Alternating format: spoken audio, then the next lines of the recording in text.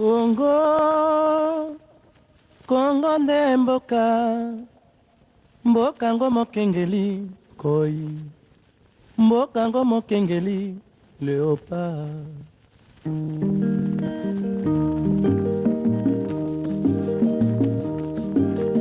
Mikolo tosekanaki na mosolo ya mboka Kongo ekoki, tofungwani miso lelo, tomoni bozoba nyonso tosali mpo ya kobongisa Kongo aveni. Ebongi tosala moto nyonso ata mwana. Kongo ya mosolo mbembe ya nzoku, Kongo ya bwanya kasa ya mbila, Kongo ya makasi moto ya nkoi.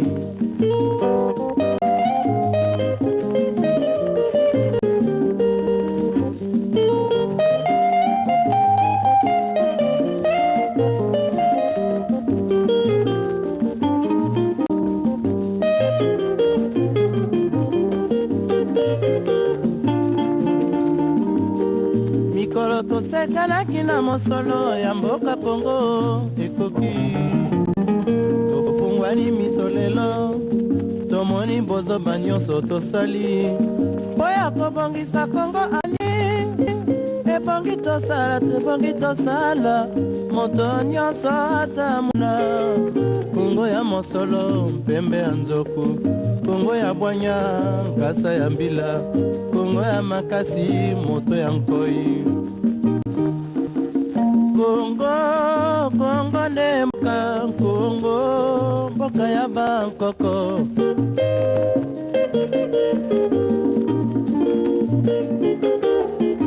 Kongo bokomona pamba lobi bokolula yango.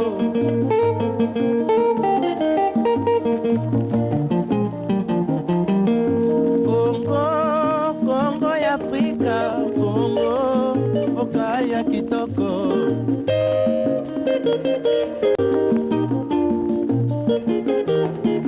Kongo ya batu mayele, Kongo bakobikisa yo.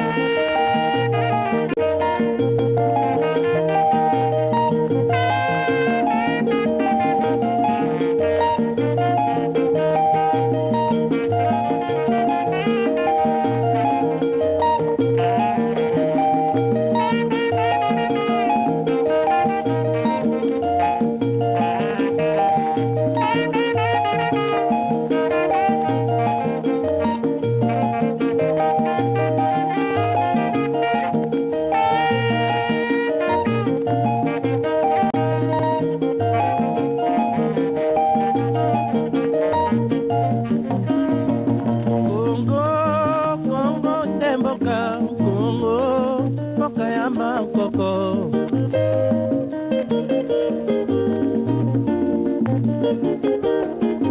Kongo mboka mwana pamba lobi mbokolula yango.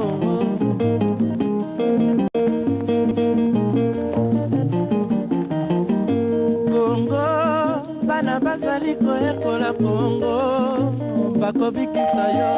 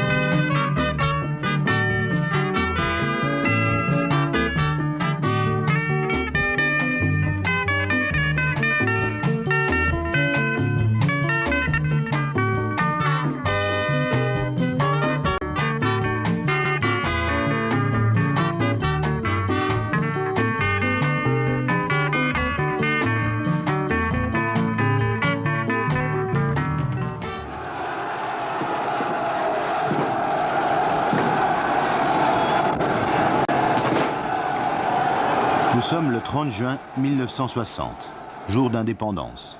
Le Congo cesse d'être belge. Il est 16h, ce 30 juin après-midi. Il fait un splendide, il y a quelques heures seulement, que le Congo est devenu un État indépendant. Nous nous trouvons au boulevard Reikmans, dans cette grande artère qui part du Palais de la Nation, et les ovations qui retentissent et où l'on voit quantité de mains noires et blanches s'adressent au roi.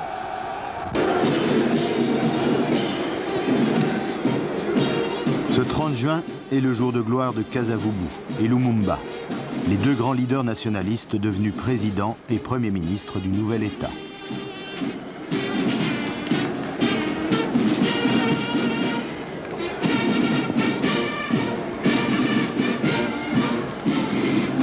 Voici rutilante la musique de la force publique. Peau de léopard, tambour bleu et jaune, gants blancs, shako brun.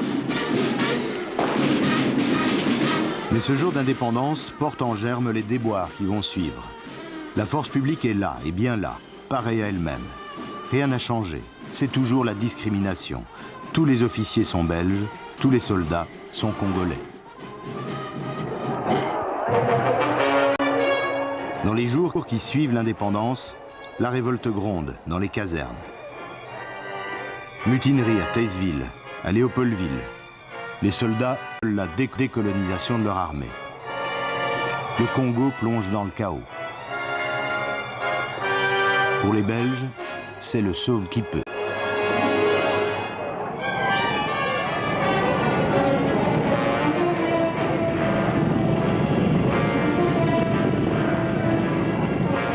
Jusqu'ici, pas un mot, pas une image de Mobutu. On va voir pour la première fois dans ce petit film d'amateur tourné à Léopoldville pendant l'exode des Belges, qui viennent se réfugier à leur ambassade. Image furtive de Mobutu portant un bébé. À ce moment-là, Joseph Désiré Mobutu est pratiquement inconnu. Il a quitté l'armée depuis longtemps, il a tâté du journalisme, il a même séjourné en Belgique. Depuis 2 ans, il vit dans l'ombre de Lumumba, dont il est devenu le secrétaire d'État. Quelques jours plus tard, le destin de Mobutu est scellé. Il n'était presque rien, il devient presque tout. Il était civil, il redevient militaire. Il est aussitôt bombardé colonel et chef d'état-major. Enfin, un officier congolais à la force publique, qui cesse enfin d'être une troupe coloniale. Mais c'est déjà trop tard.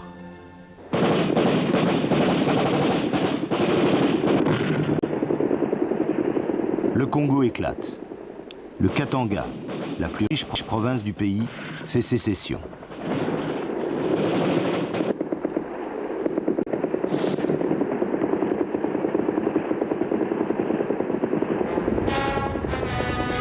Pris de court par les mutineries et les sécessions, les autorités du nouvel État perdent le contrôle de la situation. Le torchon brûle entre le Premier ministre Lumumba et le président Kasavubu.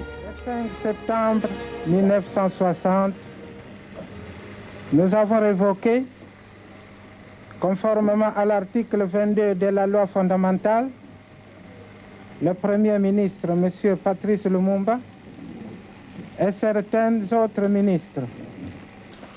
Devant une situation qui devenait dangereusement explosive, le colonel Mobutu, chef d'état-major, à qui je rends hommage. L'heure de Mobutu a sonné. Le colonel neutralise Kasavubu et Lumumba et suspend la démocratie pour quelques semaines.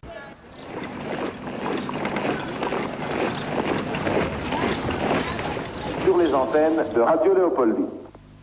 Allô, allô, chers compatriotes, ici c'est le colonel Mobutu Joseph, chef d'état-major de l'armée nationale congolaise qui vous parle de Léopoldville. Pour sortir le pays de l'impasse, l'armée nationale congolaise a décidé de neutraliser le chef de l'État, les 2 gouvernements rivaux en présence ainsi que les 2 chambres législatives jusqu'à la date du 31 décembre 1960. Vive le Congo, vive l'armée nationale congolaise.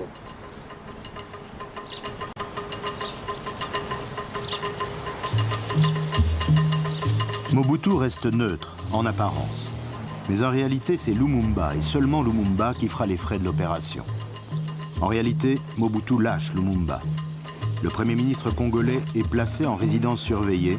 Il est gardé par les soldats de Mobutu.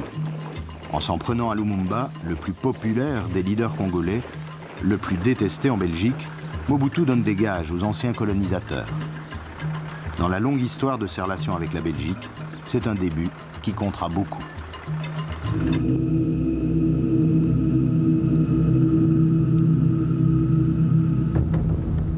Pour Lumumba, ce sera la fin d'une carrière fulgurante et le commencement du mythe. Lumumba sera bientôt expédié au Katanga et assassiné là-bas par ses pires ennemis.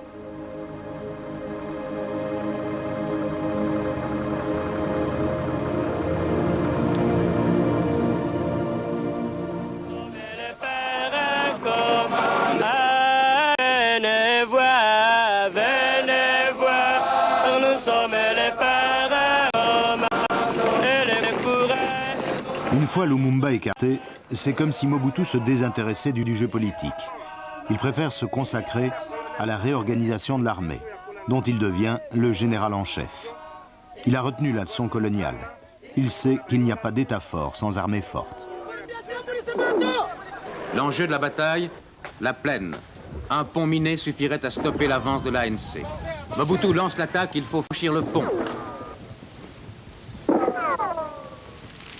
Pendant plusieurs années, de 61 à 65, dans un Congo livré aux guerres de sécession, aux rébellions, aux crises de régime, le général Mobutu va suivre un chemin parallèle, à l'écart de la politique, mais sans jamais relâcher sa vigilance. Sans avoir l'air d'y toucher, il va soigner sa popularité, à l'intérieur et à l'extérieur du pays.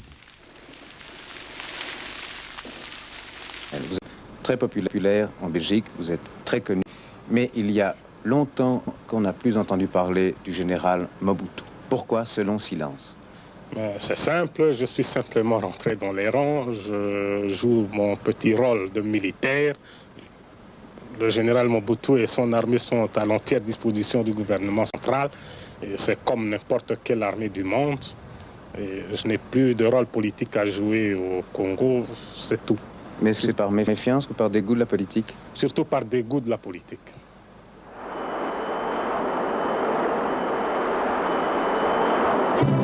Inlassablement, Mobutu poursuit deux objectifs. Refaire l'unité du pays et entretenir les meilleures relations avec l'Occident. La Belgique reçoit souvent sa visite. Le général a confié l'éducation de ses enfants à nos écoles catholiques.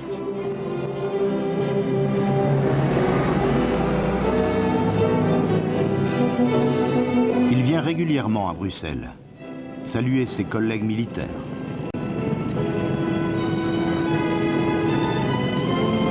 À chacun de ses passages en Belgique, il a les honneurs des salons politiques. On se bouscule pour serrer cette main si rassurante.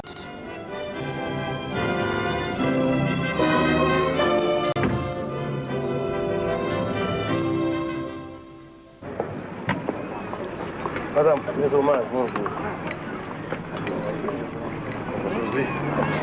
Colonel, bonjour. Nous sommes en 1965. Le Congo est presque pacifié et Mobutu est devenu la coqueluche de la Belgique post-coloniale. Quand même. Ah bon,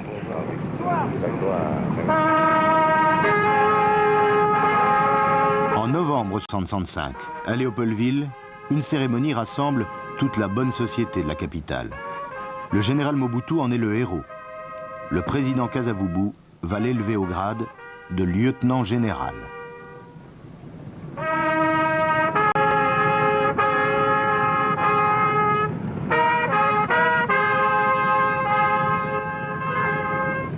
Commandant en chef de l'armée nationale congolaise, le général-major Mobutu Joseph Désiré, ici présent, est nommé lieutenant général de l'armée nationale congolaise à la date du 1er janvier. Lieutenant général, le même grade que le roi Baudouin, l'ex-roi des Congolais. un grade de chef d'État en quelque sorte.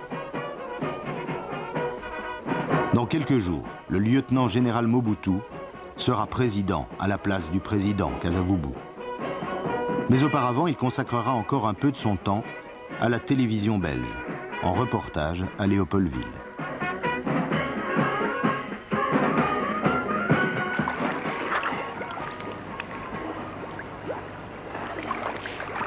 Voilà donc au petit matin du 18 novembre, le général Mobutu, nageant tout exprès pour la télévision, dirait-on, parfaitement décontracté, à 6 jours de son coup d'État.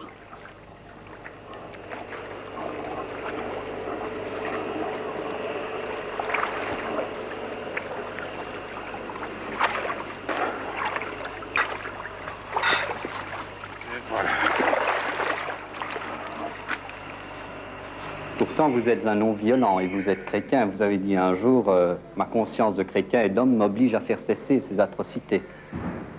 Oui, je l'ai dit et répété à maintes reprises. Vous avez aussi préservé des vies européennes et africaines.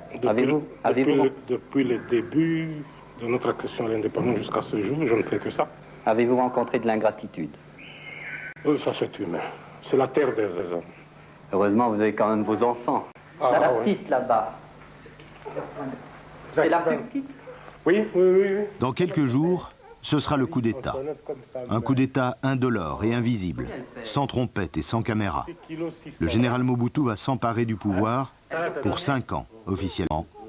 32 ans, en réalité.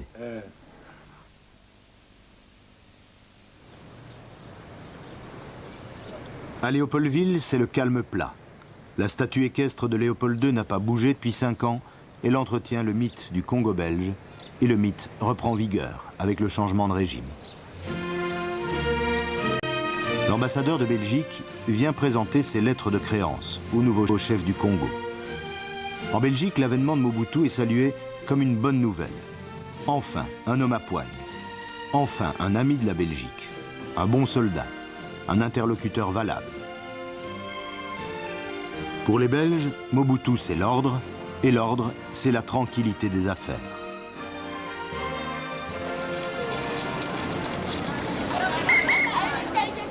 Aux yeux de certains, c'est presque le retour au bon vieux temps. Le coup d'État est ressenti comme une restauration.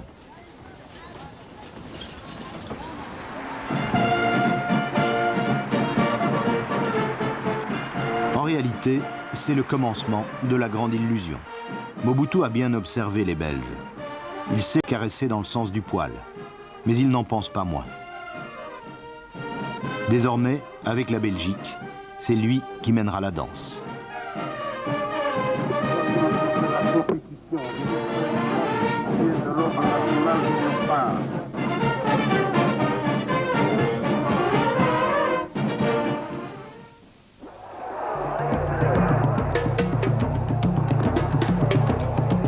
Les Congolais, eux, sauront très vite à quoi s'en tenir.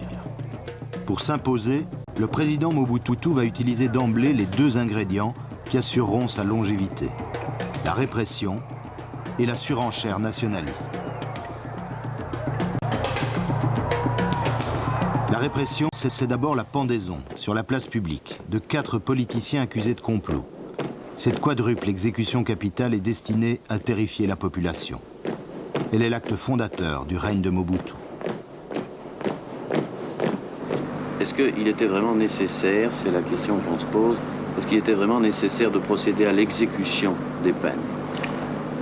Pour moi, c'était nécessaire. Ça va vous paraître peut-être illogique, mais vous raisonnez, vous autres Européens, avec votre esprit cartésien, mais nous sommes des Bantous.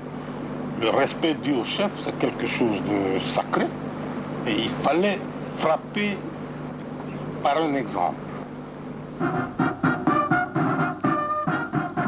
La répression et le nationalisme. Les Congolais désormais n'ont plus le choix qu'entre la peur et l'exaltation nationale. À Léopoldville, qu'on appelle maintenant Kinshasa, le défilé pour le 6e anniversaire de l'indépendance est comme une reconstitution historique. Pour rappeler les souffrances de la colonisation, on met en scène la force publique administrant la chicotte. Tout le spectacle Une variation sur le thème patriotique, avec le Belge dans le rôle de l'indécrottable raciste. Le président Mobutu s'apprête à engager une bataille pour la réparation des âges coloniaux et la récupération des richesses nationales, les richesses du Katanga en particulier. L'Union minière, la toute-puissante société belge, risque d'être nationalisée. En Belgique, c'est la douche froide. Une certaine presse s'impatiente et brocarde le nouveau maître du Congo. Entre Mobutu et la presse belge, ce n'est que le premier épisode d'un long feuilleton à rebondissement. Qu'est-ce qui s'est passé? On m'a traité de fou dans un de vos journaux. Alors que je ne suis pas fou. On a même été jusqu'à raconter que je fumais le chanvre, que j'étais devenu alcoolique, que je n'étais plus maître de mes facultés.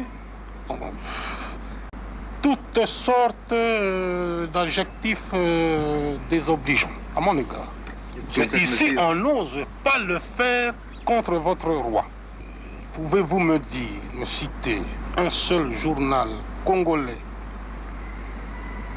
hebdomadaire ou quotidien, qui a osé une seule fois depuis 6 ans que nous sommes indépendants citer votre roi, donc le roi Baudouin de Belge, dans une seule ligne d'un article? Ça n'existe pas. Mais chaque jour, le général Mobutu, qui est maintenant président de la République démocratique du Congo, est traîné dans la boue.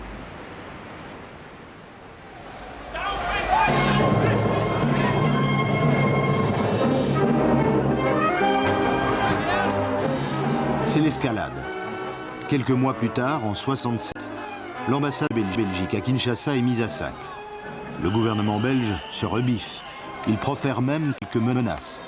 Le scénario de la crise, tel qu'il se répétera 100 fois, ce scénario est au point. Le président Mobutu convoque la presse belge à Kinshasa. Une presse qu'il utilisera désormais selon les besoins, comme sa bête noire ou comme son porte-voix.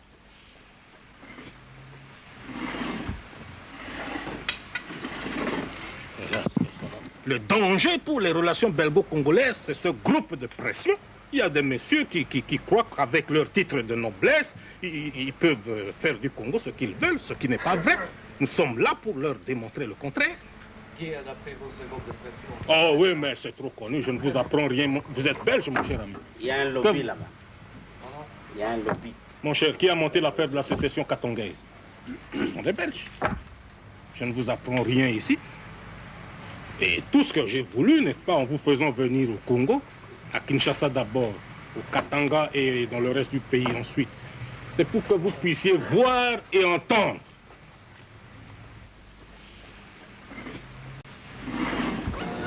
Jamais, depuis Lumumba, un dirigeant congolais n'a été aussi dur, ni aussi franc à l'égard de la Belgique. Mais le plus étonnant avec Mobutu, c'est que la Belgique ne lui en tiendra pas rigueur. Il suffira qu'il change de ton pour qu'elle change d'attitude. Quelque temps plus tard, comme si de rien n'était, Paul-Henri Spaak, le ministre belge des Affaires étrangères, se fait décorer à Kinshasa de l'ordre du Léopard. Que s'est-il donc passé? Mobutu a tout simplement décidé que la crise avait assez duré. Son pouvoir est consolidé, l'activité économique a repris, le cours du cuivre est florissant. Mobutu n'a plus aucune raison de se fâcher avec la Belgique, bien au contraire. Et en Belgique, les milieux qui ont gardé quelques intérêts au Congo poussent à la réconciliation. Nous sommes en 1969. Le président Mobutu est reçu à Bruxelles, avec beaucoup d'égards. Au Congo, pourtant, le régime n'a pas varié. C'est une parfaite dictature. Mais en Belgique, l'heure est au réalisme. Les affaires sont les affaires.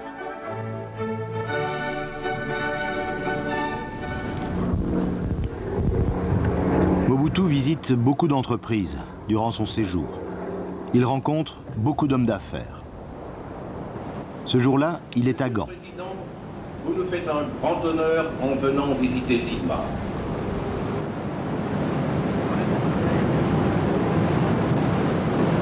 Un séjour instructif pour Mobutu. S'il ne le sait pas déjà, il peut mesurer à quel point les Belges ont la mémoire courte.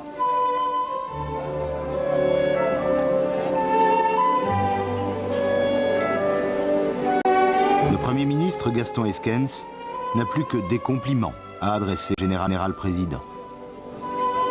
Le gouvernement et le peuple belge sont très heureux de la visite que vous faites dans notre pays.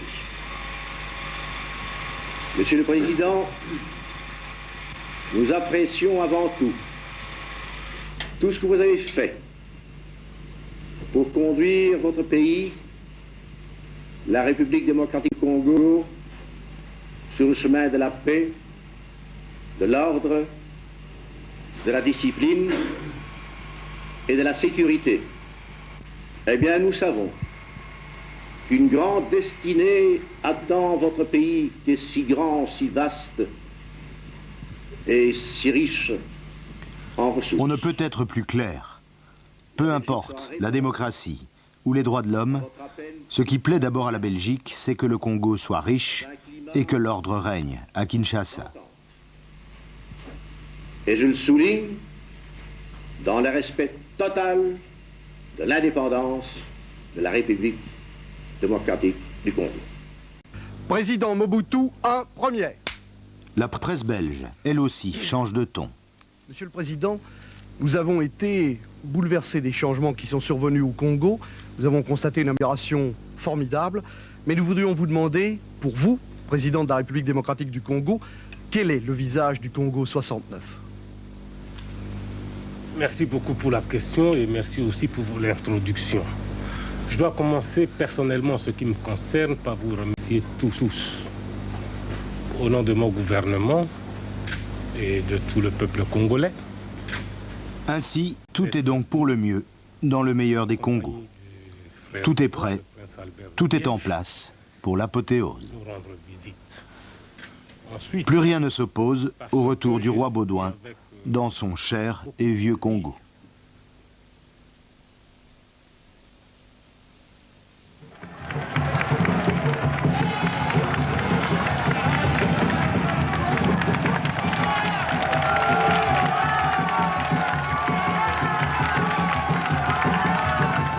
Nous sommes en 1970. Le roi revient au Congo après une longue absence. 10 ans sont passés depuis l'indépendance, 3 ans depuis la grande crise de 67. Un voyage qu'on aurait pu croire impossible. Mais impossible n'est pas congolais.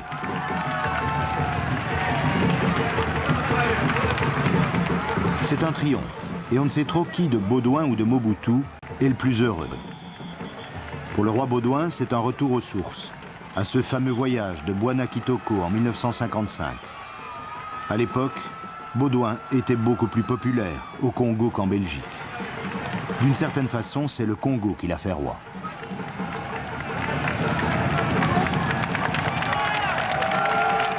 Aujourd'hui, 15 ans plus tard, c'est à une autre consécration que l'on assiste, celle de Mobutu.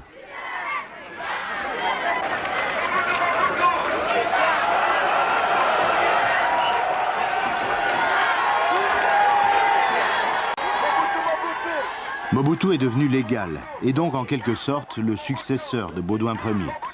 Cette visite royale le sacre nouveau roi du Congo. Mobutu Ier va ranger ses discours nationalistes. Sans le moindre scrupule, il se situe maintenant dans le droit fil de l'histoire coloniale. Le fait colonial belge a créé des sentiments et des amitiés entre nos deux peuples. Dans cet ordre d'idées, coopérer avec nous, c'est en quelque sorte pour la Belgique, poursuivre une œuvre magnifique qu'elle avait commencée, mais qu'elle n'avait pas achevée. Il y a là une sorte de responsabilité morale. Mais il n'y a pas que les mots, il y a aussi les gestes. Entre Mobutu et Baudouin, il y a autre chose que des convenances. Les deux hommes ont le même âge, 40 ans cette année-là. Ils se sentent proches, complices. Entre les couples se forge une intimité quasi familiale.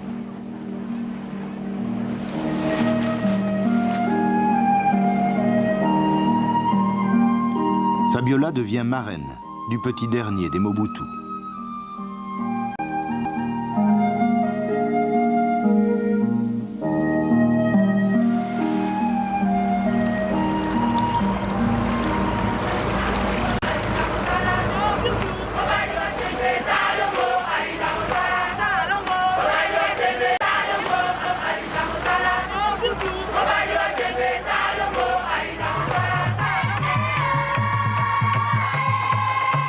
semaines, à travers tout le Congo, c'est le même accueil délirant pour les souverains belges et congolais. Un extraordinaire déploiement de séduction et d'imagination. Comme cet orchestre improvisé par des enfants avec des pièces de voiture.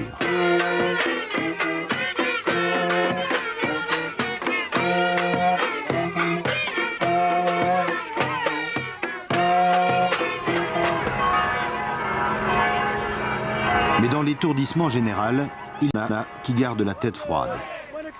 Ce sont les hommes d'affaires. Mobutu a jalonné le parcours royal de quelques grands chantiers industriels. Des travaux gigantesques à la mesure des ambitions du nouveau régime et des appétits financiers de quelques sociétés d'Europe ou d'Amérique. Au Kasaï et au Katanga, les affaires continuent. À Kinshasa, les Belges ont retrouvé pignon sur rue. À vrai dire qu'ils soient coopérants, commerçants ou entrepreneurs, ils n'ont guère cessé de se comporter au Congo comme dans leur colonie.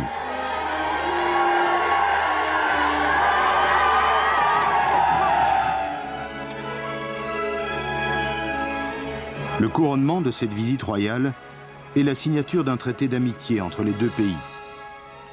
Le cadre choisi pour cette cérémonie est comme un aveu. Il s'agit de la foire commerciale de Kinshasa. L'amitié est donc d'abord celle du ventre et du portefeuille. Mais dans les discours, une fois de plus, il n'est question que de noblesse et de désintéressement. Nos deux pays décident de consacrer par un traité l'existence entre eux du plus fort, du plus sincère et du plus noble des liens, celui de l'amitié. Nourri aux sources d'un passé commun, expression d'une solidarité de fait qui s'impose irrésistiblement à nos deux pays, cette amitié est à présent plus solide que jamais. L'amitié qui semble la plus évidente est tout de même celle qui unit le roi au président. Elle marquera longtemps les relations belgo-congolaises. On dira bientôt belgo-zaïroises.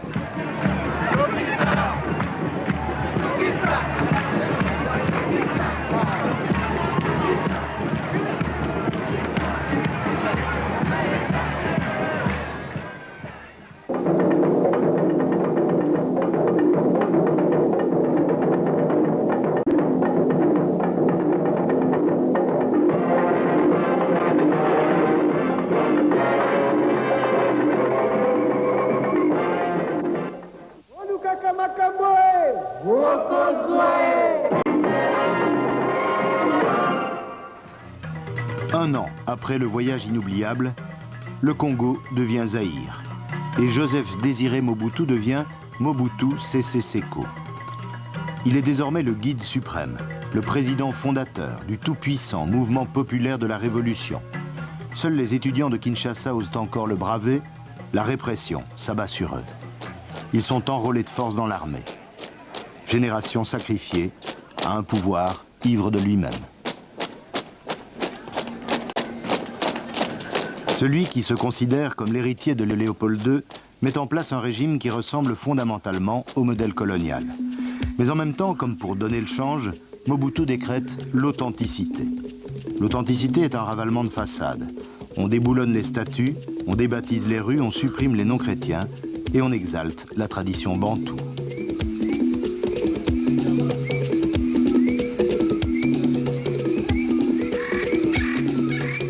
L'authenticité, c'est quoi? D'abord, pour nous Zaïrois, c'est une question de dignité. C'est le respect dû à ses origines. Le Belge, pour moi, doit être un authentique. Le Français doit l'être aussi. Tout comme l'Anglais, l'Italien. Chaque peuple doit respecter ses origines. Je crois que c'est vraiment clair. Et ça nous permet à nous aussi, je vous le dis sans complexe, mais Nous devons, nous autres anciens colonisés, nous décomplexer aussi avec cela. Éviter tout ce qui nous a été légué, qui me paraît à moi franchement être une espèce de coloration. Mobutu, à vrai dire, est déçu par la Belgique. Déçu surtout que les entreprises belges se contentent de faire des profits au Zaïre et de moins en moins d'investissements. Mais Mobutu est magnanime, il invite tout le gratin politique belge à Kinshasa. C'est l'époque où les socialistes en particulier soutiennent le régime zaïrois. C'est l'époque où Mobutu zaïrianise les commerces et les entreprises. C'est l'époque où Mobutu invente le mobutisme. Le bouddhisme est la pensée, les enseignements et l'action du guide. C'est les mariages du peuple avec son guide. Neto Mobutu Mokako. Neto Mobutu Mokako.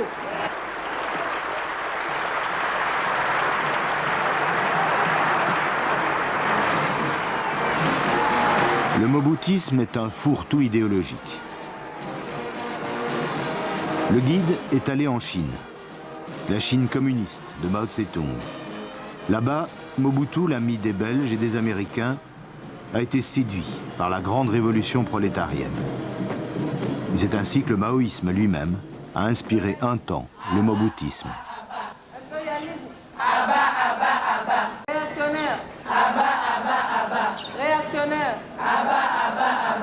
Pionnière. Faites pour la révolution. Pionnière. Vive le président fondateur. Vive le président fondateur. Plus rien ne semble devoir arrêter le mobutisme. Rien n'est trop beau ni trop grand pour le Zaïre.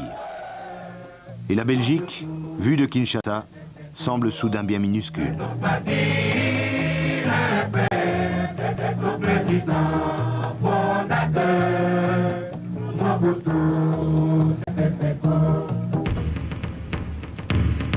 Une nouvelle crise éclate en 1974, quand un avocat belge publie à Bruxelles un pamphlet contre le président fondateur. Crime de lèse-majesté, fureur zaïroise, crise dénouée finalement par la visite au Zaïre du Premier ministre belge, Léo Tindemans. C'est donc en remontant le fleuve sur une cinquantaine de kilomètres que se sont engagées les discussions. Des discussions au sommet entre le président Mobutu et Léo Tindemans, que rejoignaient de temps en temps les ministres concernés ou les experts.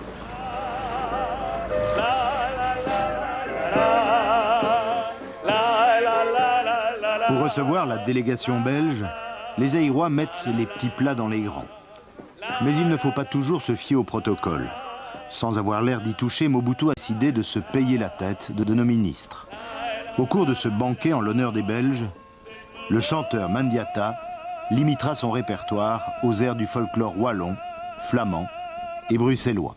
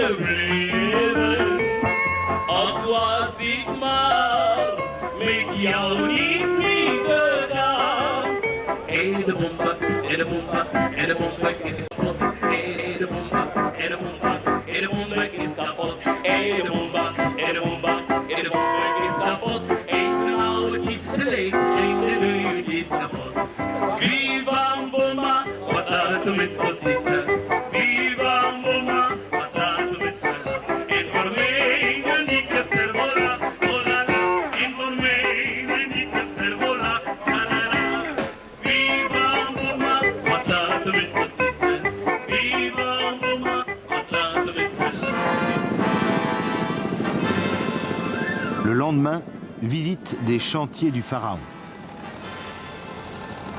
Le barrage d'Inga, dont les Belges et les Zaïrois sont très fiers. En réalité, Inga est un projet mégalomane. Un chantier légué par la Belgique coloniale au Congo indépendant. Ce barrage sur le fleuve Zaïre est censé produire une telle quantité d'électricité qu'elle pourrait éclairer toute l'Afrique. Un projet inutile pour le Zaïre, mais juteux pour les Européens et les Américains. Le Zaïre va s'endetter jusqu'à la garde pour ce délire industriel doublé d'une absurdité économique. Inga est un chantier mort-né, mais il a ruiné le Zaïre et enrichi l'Occident. Mobutu aura été l'instrument et le complice de cette prédation.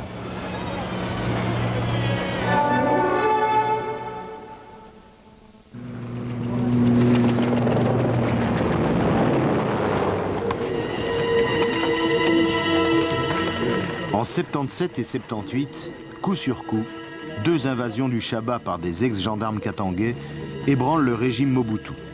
Le colosse a des pieds d'argile. Il sera sauvé par la France.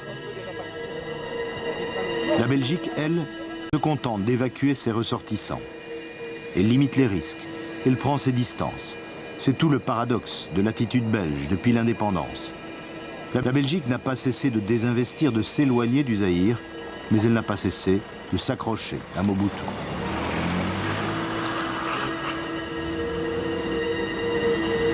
Pendant cette période de grand danger, Mobutu se précipitera par 3 fois à Bruxelles. Un Mobutu profil bas, un Mobutu inquiet, comme il ne l'a jamais été pour son avenir personnel.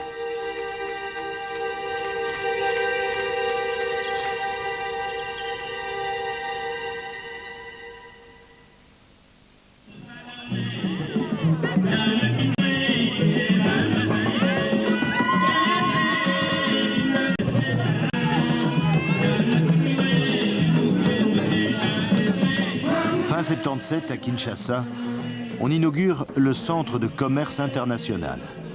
Une réalisation de prestige.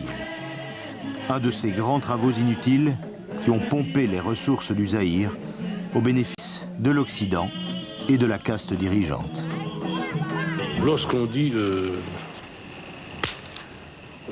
réalisation de prestige, on voit la cité de la Voie du Zaïre, on voit le bel immeuble que j'ai inauguré hier.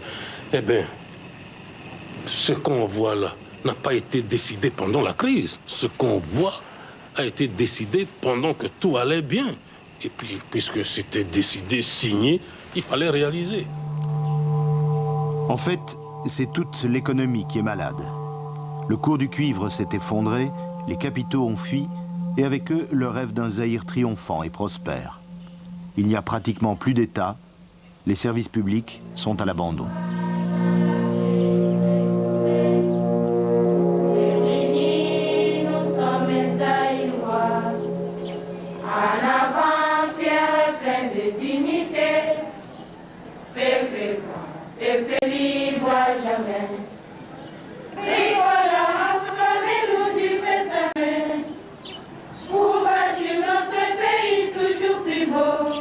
La façade du moboutisme se lézarde.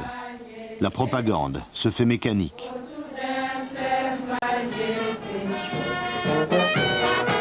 Beaucoup de citoyens sont fatigués de la fausse authenticité. À Kinshasa, il y a de la fronde dans l'air. De plus en plus de gens se permettent de critiquer le régime, malgré la répression toujours brutale. En Belgique aussi, des opposants à Mobutu se déclarent, opposants belges et zaïrois, qui vont provoquer de plus en plus d'interférences dans les relations entre les deux pays. Je crois que nous sommes 2 États souverains. Qu'il y ait des problèmes communautaires, flamands, wallons, Eupen, Malmedy, Bruxelles, ça ne nous dit rien.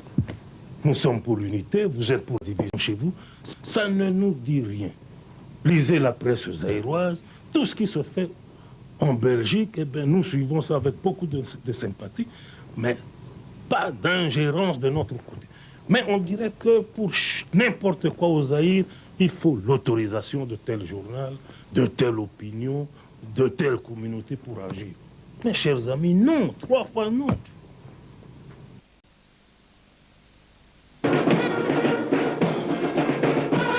On croyait Mobutu abattu, il est requinqué. En fait, il est de plus en plus déconnecté de la réalité.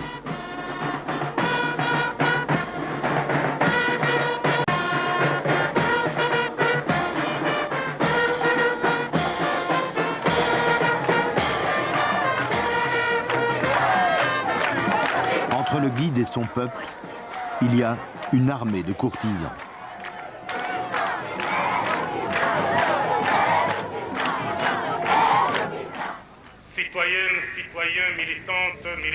Le congrès du parti unique n'est plus qu'une grande foire aux illusions. Nous voici arrivés à notre rendez-vous de ce lundi 4 février 1980.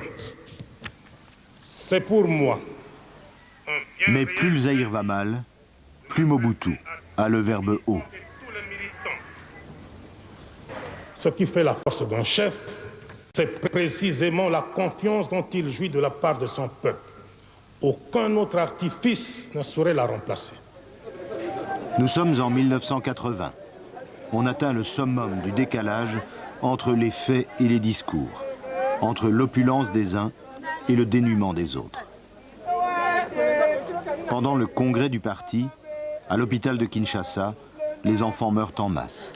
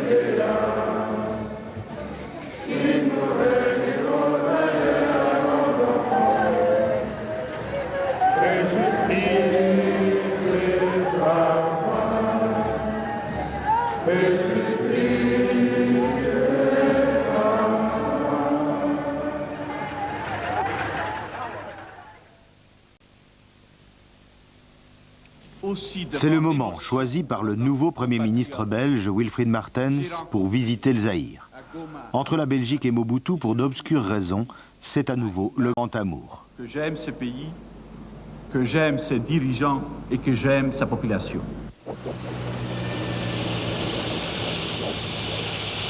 Comme la plupart des dirigeants belges reçus au Zaïre pendant toutes ces années, Wilfried Martens a craqué.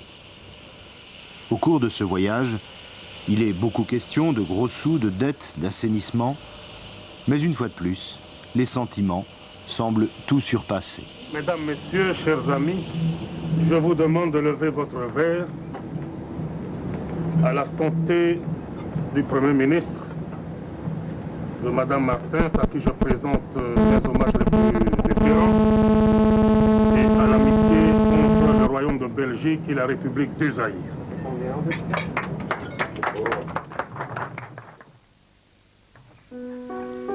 En Belgique, les adversaires de Mobutu ne désarment pas. Des manifestants abîment les pelouses d'une résidence de Mobutu à Bruxelles. L'opposition zaïroise se fait de plus en plus bruyante. Pour Mobutu, évidemment, il ne peut s'agir que d'un coup bas de la Belgique. Mais le général est au-dessus de tout cela. Mobutu, olé! Le général se sent même pousser des ailes de maréchal. Nous sommes en 1983.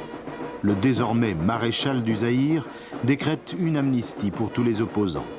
Il décide surtout de relancer son régime par une nouvelle alliance avec la Belgique.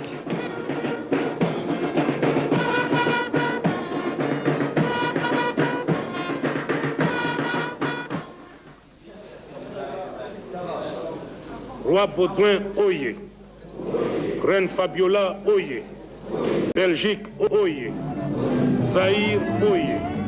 Amitié belgo-zaïroise, oyez.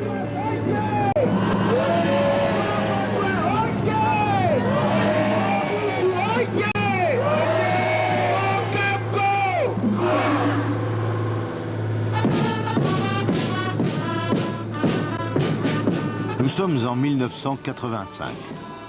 Le deuxième grand voyage de Baudouin au Zaïre est à nouveau un incroyable triomphe. Ce sont les mêmes images qu'en 1970, la couleur en plus.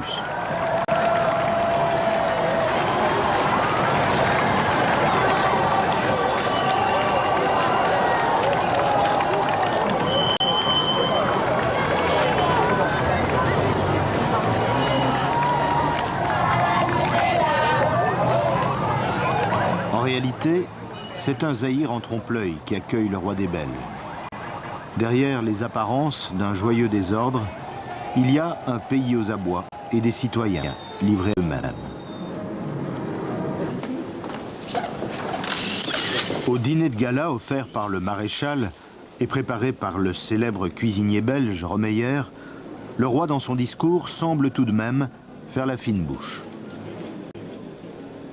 Les liens historiques, économiques et culturels qui rattachent la Belgique au Zaïre donnent à nos relations un caractère particulier.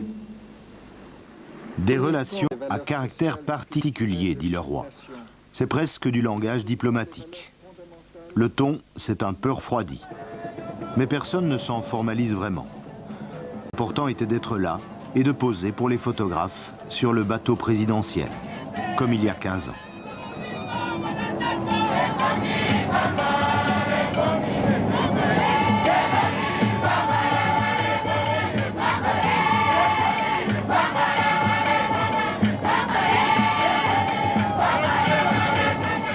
Majesté, le roi Baudouin Ier de Belgique, la garde d'honneur est rangée pour vous souhaiter un bon retour.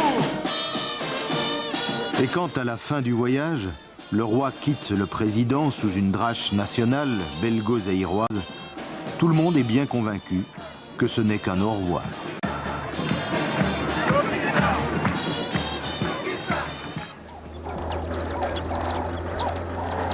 C'était pourtant le dernier voyage de Baudouin au pays qu'il avait fait roi. Entre la Belgique et le Zaïre, les crises vont maintenant s'accumuler, entrecoupées de brèves et bizarres réconciliations.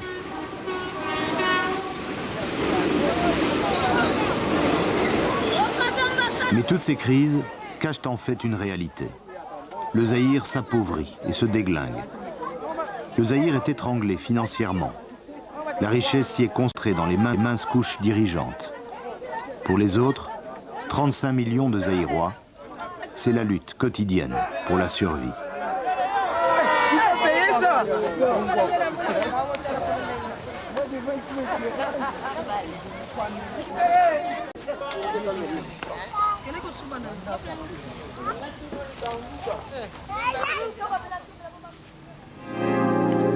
La position de Mobutu est de plus en plus intenable. Dans son palais de Gbadolite, à 1500 km de Kinshasa, le maréchal prépare une contre-offensive. Il va essayer de desserrer l'étreinte en s'attaquant au maillon faible des créanciers du Zaïre, la Belgique. C'est Wilfried Martens qui fera les frais de l'opération. Le Premier ministre belge revient au Zaïre en 1988. Il tombe sur un Mobutu combatif qui attend un geste de la Belgique pour soulager le Zaïre de sa dette. Cueilli à froid, Martens ne sait que répondre. C'est pas bon, oui, un peu long, mais... Mobutu va faire monter la pression. Il va déclencher une crise, la plus longue, la plus spectaculaire de toutes.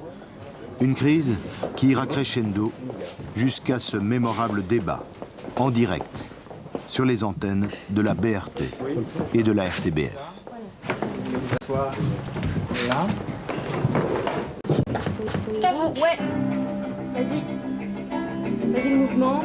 Vous êtes d'accord avec ça aujourd'hui? Hier, vous n'étiez pas d'accord. Madame Lachman, vous l'avez écrit quand? Mais ce qu'on dit également, c'est qu'on aime le peuple zaïrois, mais on déteste le régime et on déteste le président, le fonctionnement de cet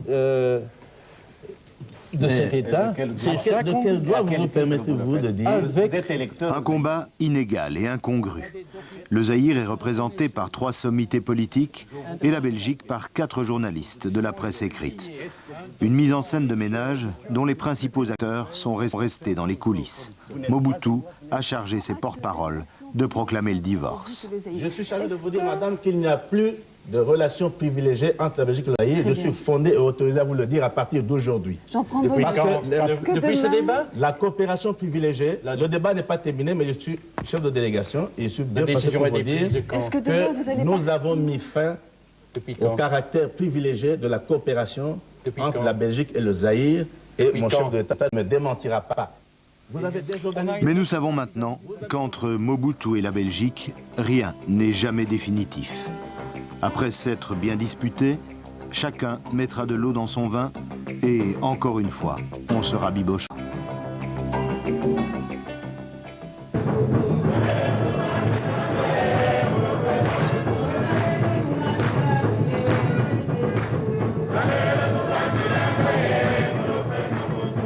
Nous sommes en 1990, l'année où le monde bascule dans l'après-communisme.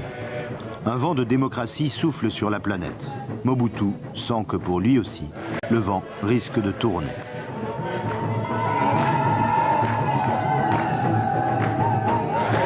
Le maréchal décide de prendre les devants. Il va organiser lui-même la démobutisation, pour ne pas dire la démocratisation de son régime. C'est l'adieu larmoyant au cher parti unique. Ayant été ainsi définis, je vous annonce que je prends ce jour congé du mouvement populaire de la Révolution pour lui permettre de se choisir un nouveau chef devant conduire.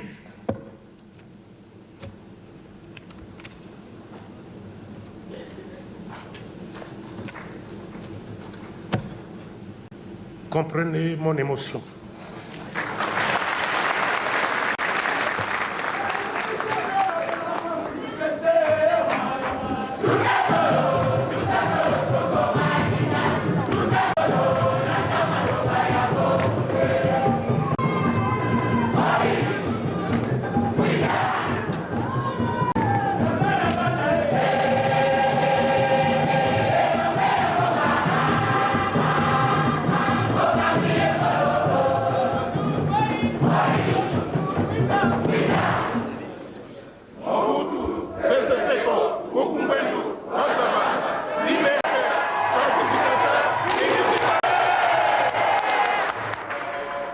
À cette époque, plus personne ne parie un franc belge sur l'avenir politique de Mobutu.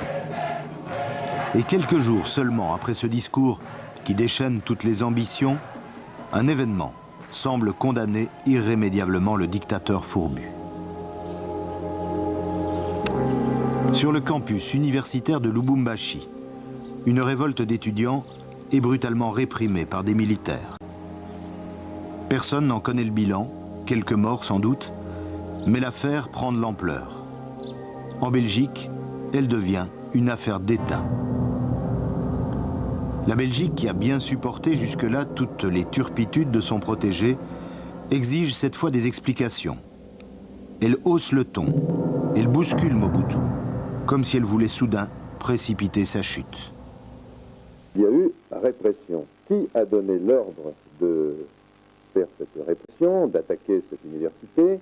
Eh bien, puisque le président du Zaïre, M. Mobutu, a été mis en question, nos envoyés spéciaux, Henri Veil et Dominique Jassin, lui ont carrément posé la question. Je ne suis pas l'homme qui ordonne le massacre. Le peuple zaïrois le sait. Avant mon avènement, 500 000 morts.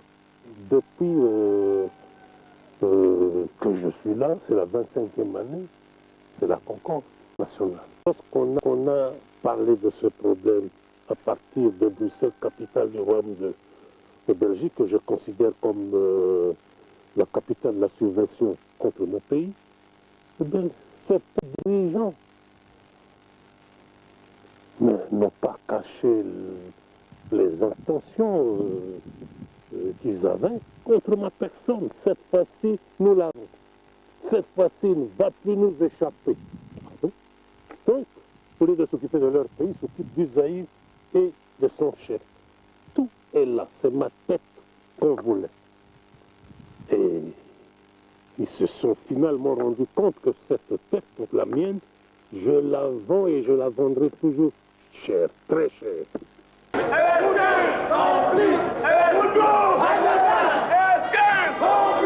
Peine perdue, c'est le contraire qui va se passer. Mobutu va arrêter la coopération avec la Belgique, mais lui va rester en place.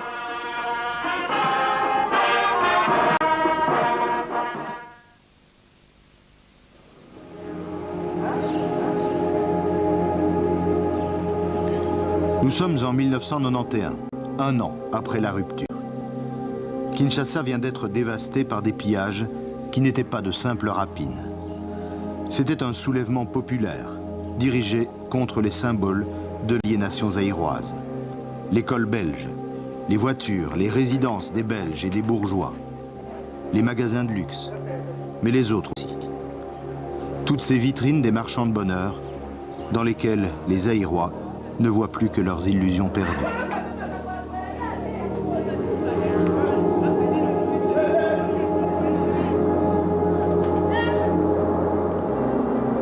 Désavoué, désabusé, Mobutu va s'éloigner de Kinshasa.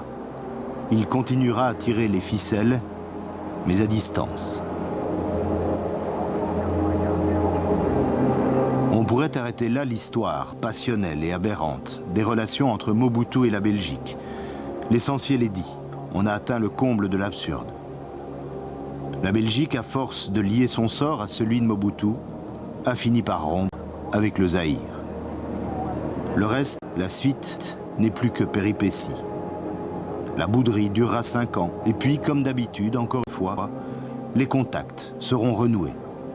Et Mobutu reviendra au pays pour une dernière bravade. Mais alors qu'il sentait vaciller son pouvoir, le président décida d'offrir la parole au peuple afin, disait-il, de dresser un bilan de l'état du pays.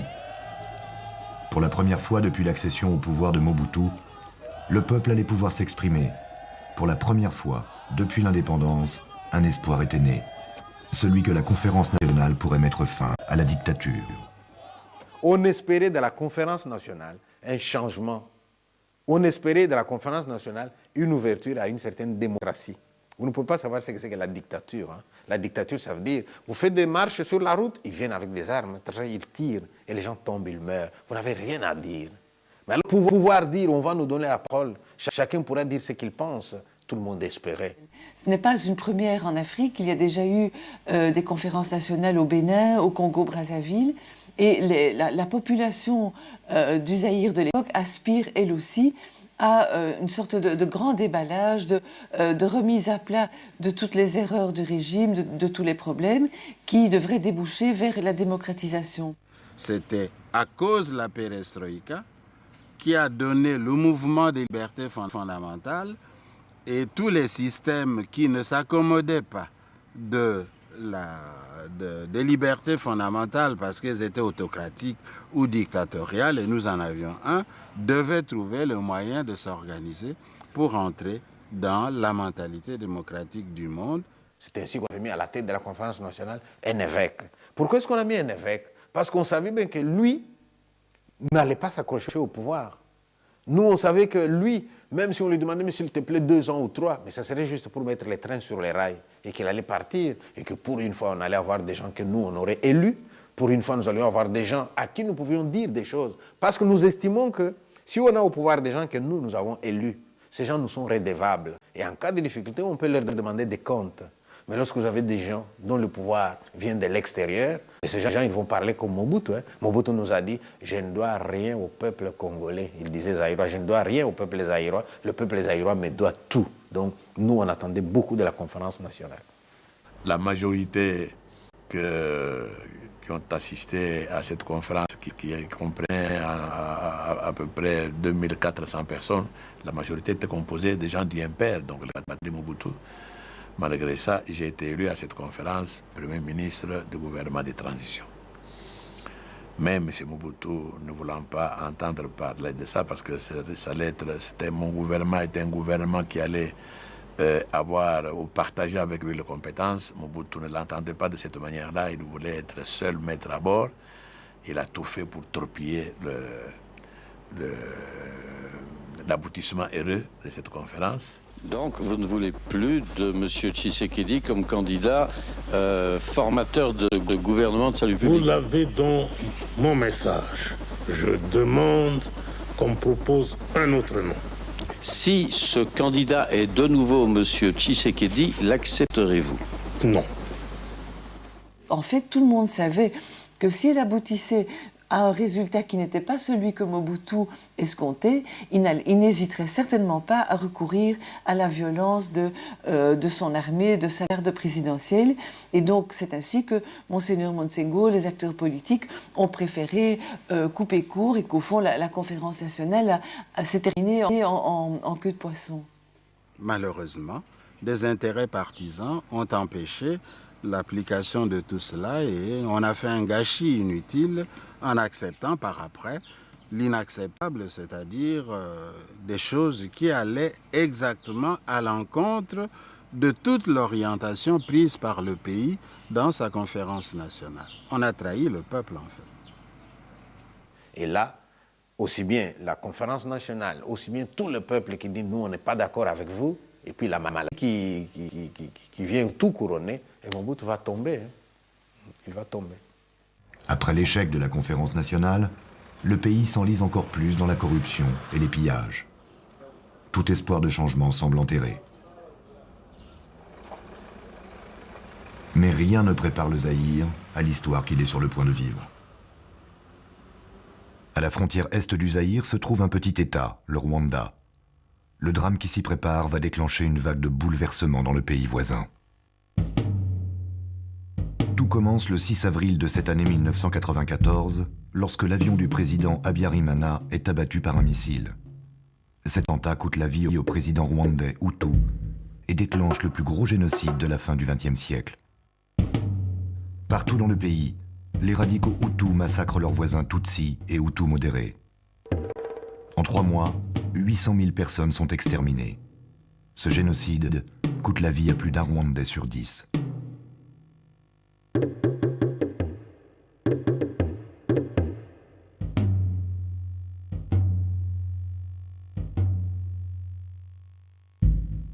Depuis quelques mois, dans l'Ouganda voisin, un groupe de Tutsis exilés avait pris les armes.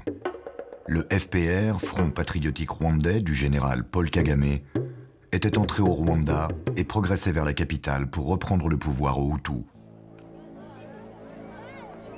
À mesure que les Tutsis du FPR avancent dans le pays, les Hutus rwandais s'enfuient vers le Zaïre par crainte des représailles. En quelques semaines, 1 200 000 Rwandais déferlent dans la province zaïroise du Kivu et s'entassent dans des camps à quelques mètres de la frontière.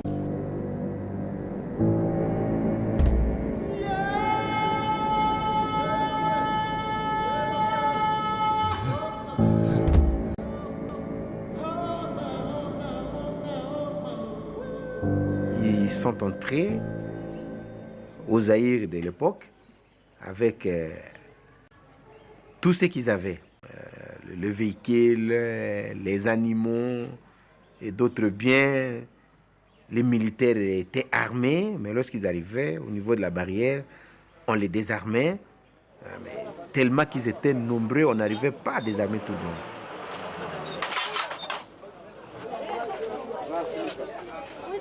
Chassés du pouvoir au Rwanda, les anciens génocidaires, armés, se dissimulent parmi les réfugiés civils. Leur pays n'est pas loin, il suffit de traverser la rivière qui marque la frontière. Très vite, ils reprennent les entraînements.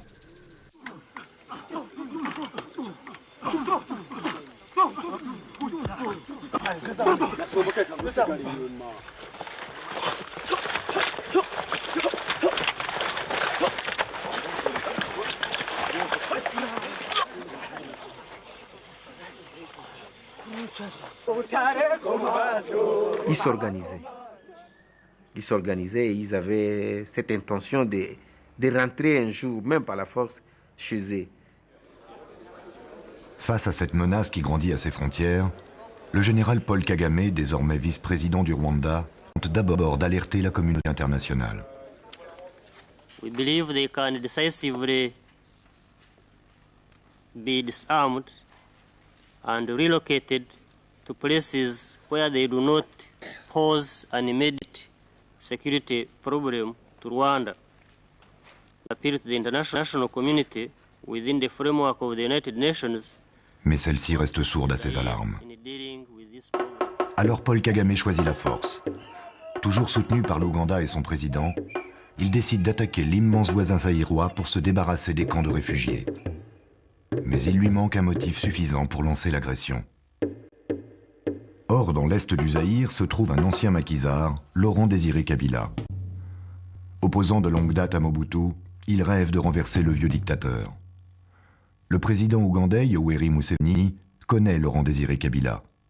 Il le présente à son ami Paul Kagame et lui fournit ainsi le prétexte qu'il cherchait. L'invasion du Zaïre sera une révolte zaïroise, celle de Kabila contre Mobutu. Je viendrai en Belgique pour défendre notre position devant le peuple. Ça, c'est le scoop. Quand? À quelle date? Mais il faut qu'on me facilite les choses. Je vais discuter avec mes amis. Au passage, le Rwanda et l'Ouganda pourront attaquer les camps de réfugiés. Commence alors le recrutement d'une armée bien particulière.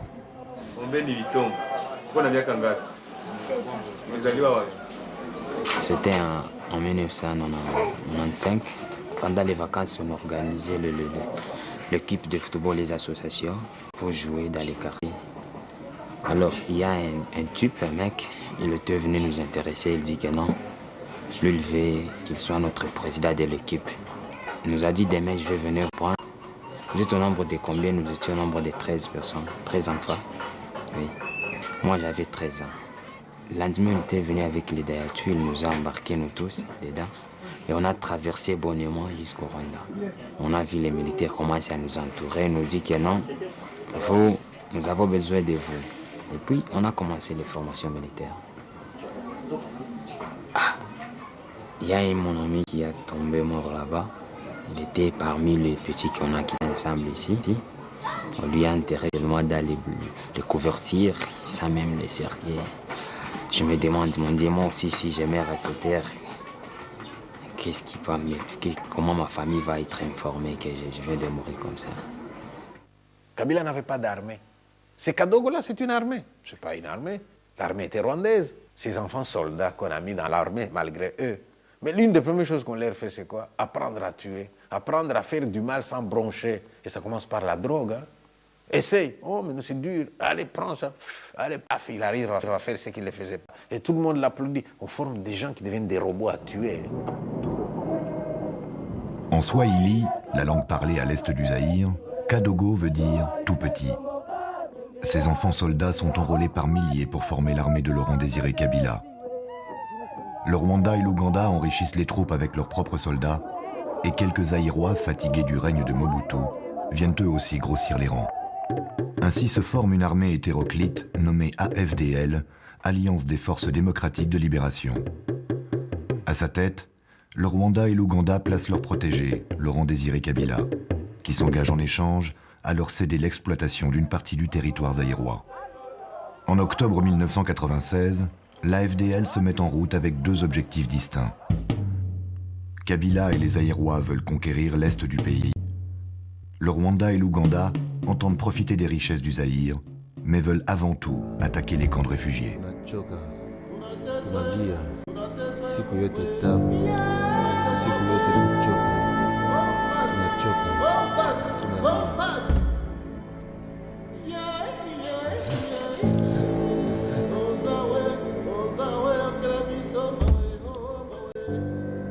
Lorsque l'AFD est arrivé, le premier objectif à attaquer, c'était les camps de réfugiés. On a pilonné les camps de réfugiés. Oui, on a attaqué beaucoup de camps. C'était grave, hein? C'était grave, on tue. Vraiment, c'était un carnage. Les enfants, les mamans, les vieux, les jeunes, et ainsi de suite.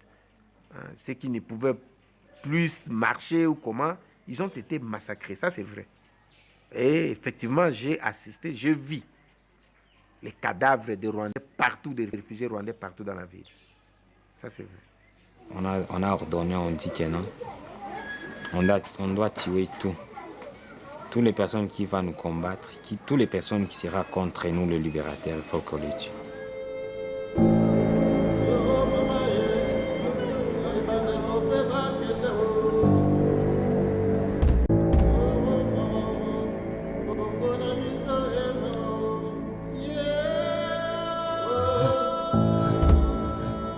En quelques jours, la FDL rase les camps.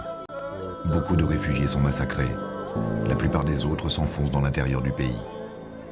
Les anciens génocidaires, eux, resteront dans les campagnes du Kivu, d'où ils continueront pendant des années à déstabiliser la région.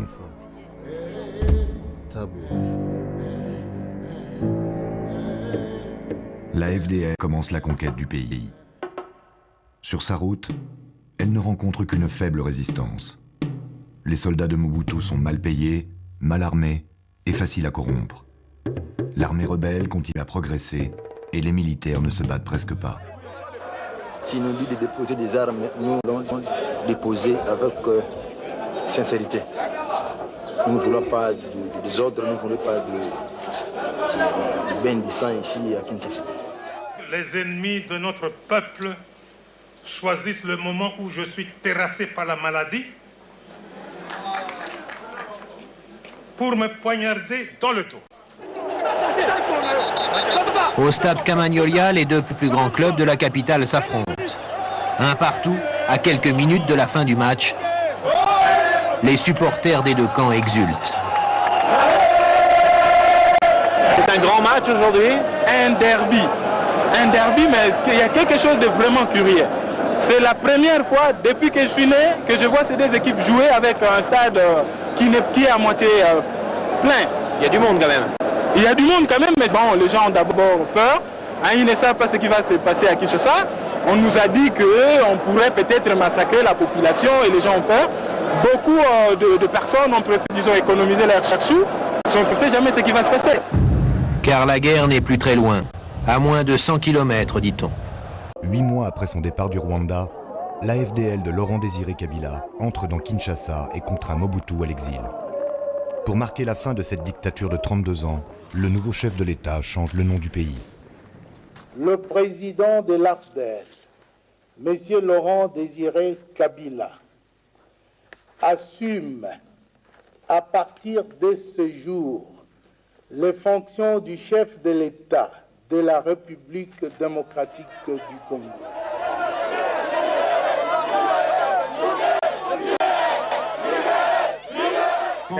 La joie immense.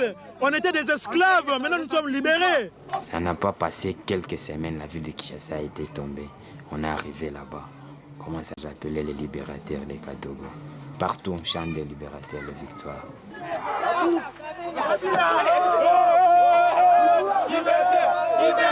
Et à Kinshasa, on a commencé une bonne vie avec le président.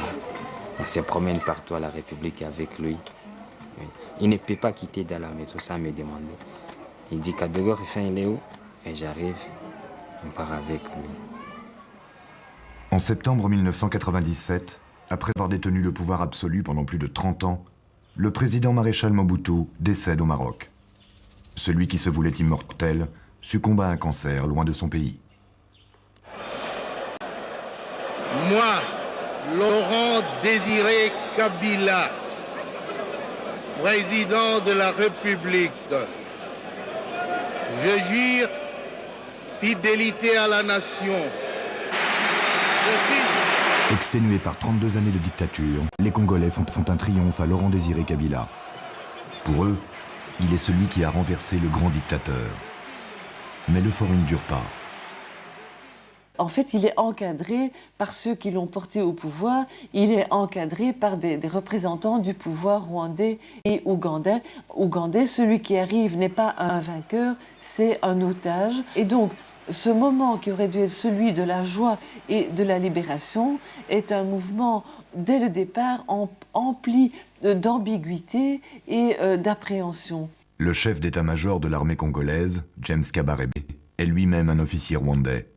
Et l'armée est confiée à un Rwandais? Mais c'est quoi ça, nous libérer? Donner l'armée du Congo à un Kabarebe qui est un Rwandais? Mais ça, c'était nous enfoncer. Et puis, secrétaire particulier rwandais, mais non, mais tout ça, c'était pour prendre le pays. Et ça, les gens ont vu dès qu'ils sont arrivés. Kabila, c'est quelqu'un que les gens là qui l'ont amené ont choisi. Hein, on vous prend, on veut faire de vous un président. Alors à l'inverse, tu vas nous donner. Il est lié. Sous prétexte de consolider le nouveau régime, Laurent-Désiré Kabila, le libérateur, confisque à son tour le pouvoir politique. Il interdit les partis autres que le sien et écrase les tentatives d'opposition. Lors de la venue du chef de l'État en Belgique, la communauté congolaise manifeste son mécontentement. Parmi les protestataires, des militants de l'UDPS détiennent Tshisekedi. Très vite, Kabila éloigne Tshisekedi de Kinshasa. Tshisekedi, il dira à Kabila, les gens qui t'ont amené, si c'est vraiment du bien qu'ils ont fait pour toi, dites-leur de partir, qu'ils nous fassent une facture, nous allons payer. Tu n'aurais pas dû dire ça. Allez, on arrête Tshisekedi, on le relègue dans son village natal pour avoir dit ça. Je pense qu'on lui a même prêté un motoculteur avec des choses, des semences. Il n'y a pas de martyr. Laurent Désiré Kabila, porté par l'armée rwandaise, a pu chasser Mobutu et occuper le pouvoir à ce moment-là. Et de son côté, Kabila voulait aussi instaurer à son tour une dictature où il était aussi maître à bord. Il a tout fait pour torpiller la démocratie naissante et le progrès qui était déjà prévu.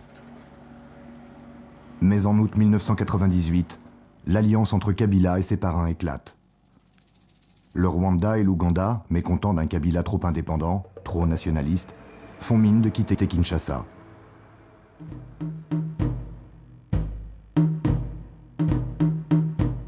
Le 2 août, ils envahissent à nouveau le Kivu. Dans le même temps, ils infiltrent leurs propres hommes à Kinshasa, coupent l'eau et l'électricité de la ville et tentent un coup d'État. Mais Kabila et les siens ripostent.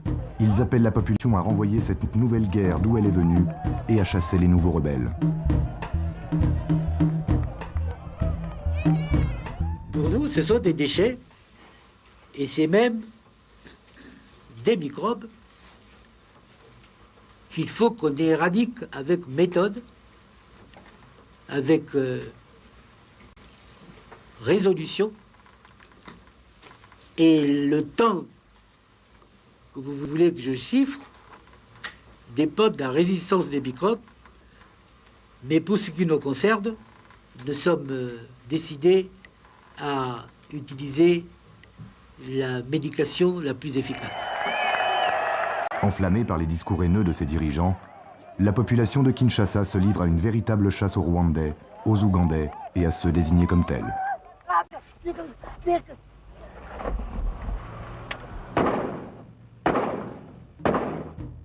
Chassés de la capitale, les Rwandais et les Ougandais s'installent dans l'est du Congo et continuent à exploiter ses richesses. Pour justifier la nouvelle invasion, ils utilisent la même recette qu'en 1996. Ils créent de toutes pièces un mouvement de rébellion congolais. Apparu 3 semaines après la première attaque, ce mouvement s'appelle le RCD, le Rassemblement congolais pour la démocratie.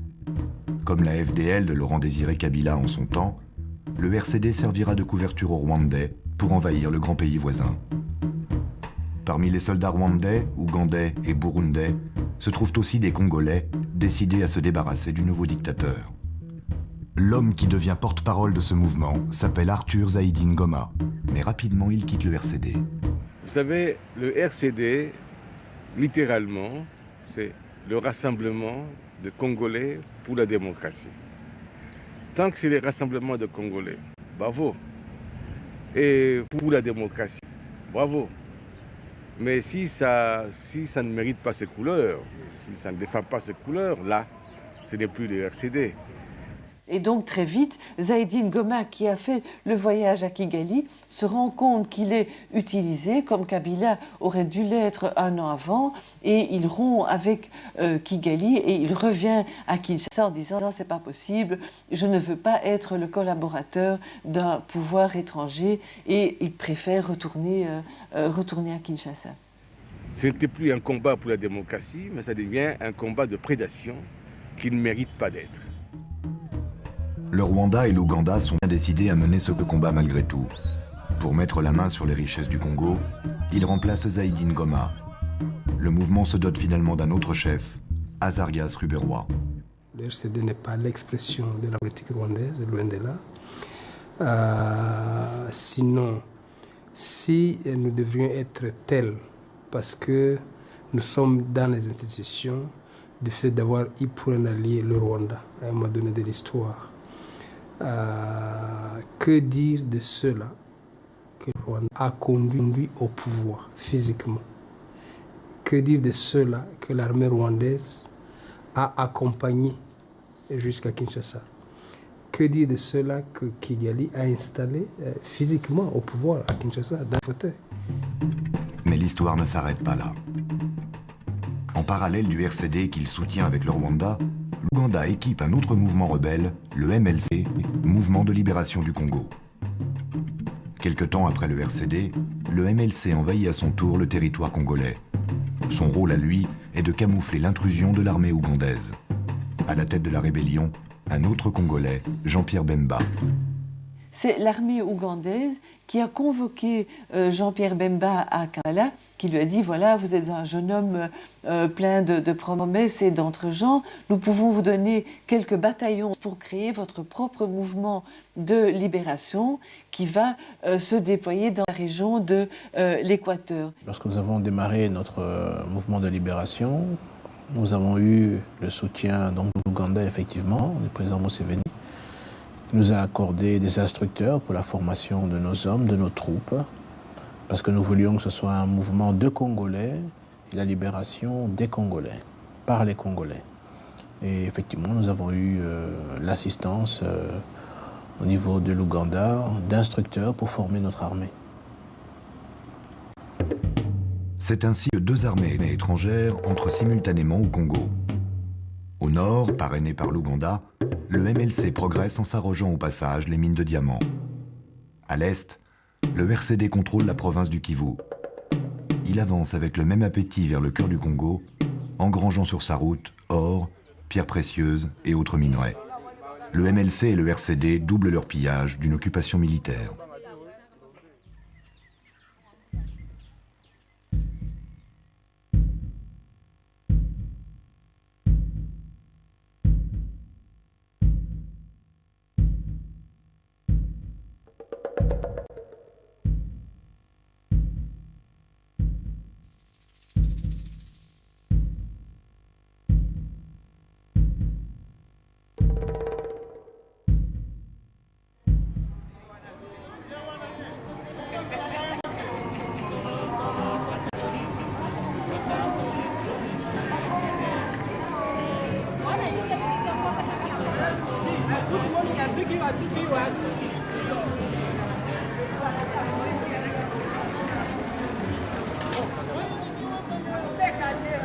En 2000, les deux mouvements parviennent à Kisangani, le cœur du Congo. Mis en appétit par les richesses qu'ils ont amassées sur leur chemin, le Rwanda et l'Ouganda refusent de se partager le butin. Fini le MLC, fini le RCD, les deux pays tombent masques et leurs armées s'affrontent ouvertement sur le territoire congolais.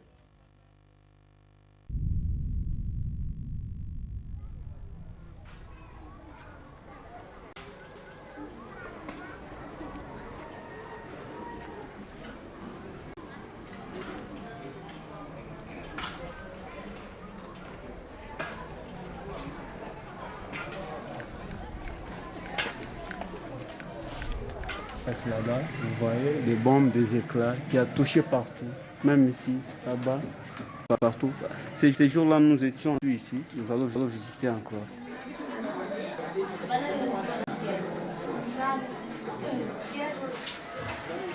C'est ici qu'on s'est caché. Pendant la guerre, les voisins, n'importe qui, les gens qui prenaient fuite, on s'est caché ici. On était plus ou moins 52 personnes. Tout ce que vous voyez ici, c'est le résultat des affrontements singuliers et meurtriers entre les deux armées rwandaises et ougandaises qui se sont battues pendant la guerre de 6 jours ici à Kisangani. Les Ougandais tiraient et les autres ripostaient. C'est ce qui a causé de tels dégâts matériels que vous voyez.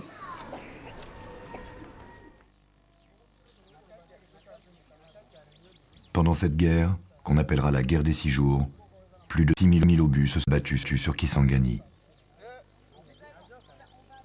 Plus de 6 000 obus qui tombent sur une ville comme Kisangani. Et tous les gens me disent, mais si tu vas là-bas, tu vas pleurer, ce n'est plus comme quand tu étais. Alors à ce moment-là, je vais poser la question, ceux qui ont pris le pouvoir, qu'est-ce qu'ils nous ont amené?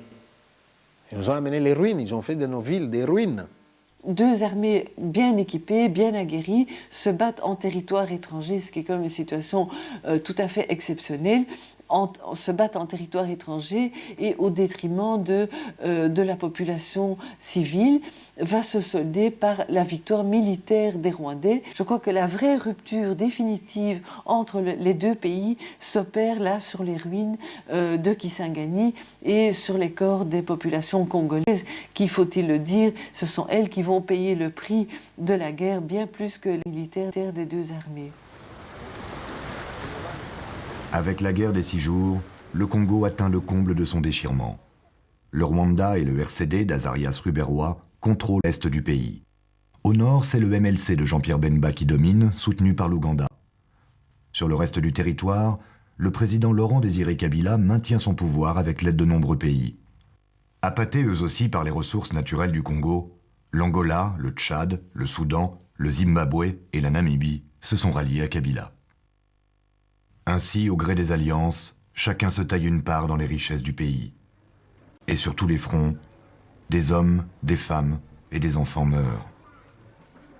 On était toujours à côté des armes. Des armes, beaucoup de commandants, de Katangais, les Swahili, quand les gens ne connaissent pas la langue, c'était un peu difficile. Et puis, ça accaparait même des femmes des autres, l'autrui. Et surtout les alliés, là, les Zimbabwéens, les Namibiens, tout ça. Ils avaient envahi la ville. La ville était devenue vraiment... Nous étions dans une sécurité totale. Ça n'allait pas. Ça n'allait pas. Il y a beaucoup de gens qui ont été violés, des femmes qui ont été violées. Je vois une photo où une femme allongée et les militaires rwandais sont en train de lui couper les clitoris. Ça, j'ai vu. Et alors, j'ai vu des gens violés par des malades, des gens qui ont les sida, qui vont violer les jeunes filles et les jeunes mamans. Non, mais on a vu des horreurs dans le Kivu.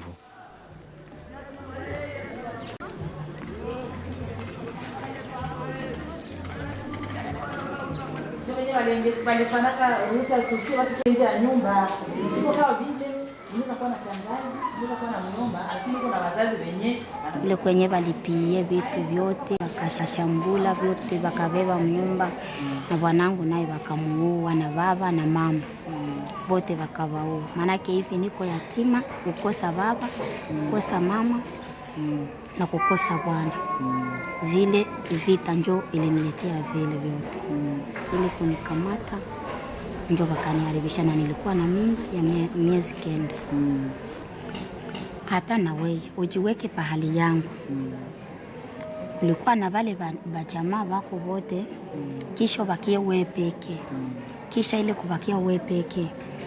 Manake vilionekana kama siye ba mama, manake papa wote waliundaka, manake waliundaka vita ikuye, manake tulikuwaka tulizaliwaka, mwanamke njo alizalaka bwana. Na kama mwanamke Mungu alishushaka nguvu zika mwanamke akapata ile mimba akazala ule bwana, na ule bwana manake hataki vivi aonekane mumacho, na njoo maana tuliharibikaka, manake hawatupendi kwa kuwa kisi tunaweza ishi na siye mudunia, manake wanaona kama Mungu alifanya mbaya kwa kuumba mwanamke. Manake njoo maana uangalie kikundi sawa hiki kwa mama kabisa kugonjwa kukaa moya tu, na wenyewe viko wanapona na wengine analala masale wanalala, wenyewe viko wanapona wanasidia kila siku wanapona kama kusidia wanaenda hasa. Manake vita ilikuyaka kwa juu siye tubakie mayatima na waveve.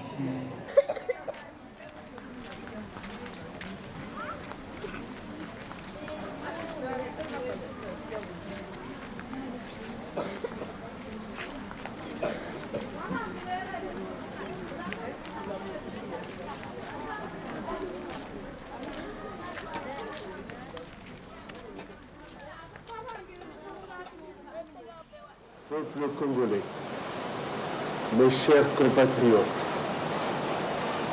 la République démocratique du Congo est en deuil. Le 16 janvier 2001, Laurent Désiré Kabila est assassiné.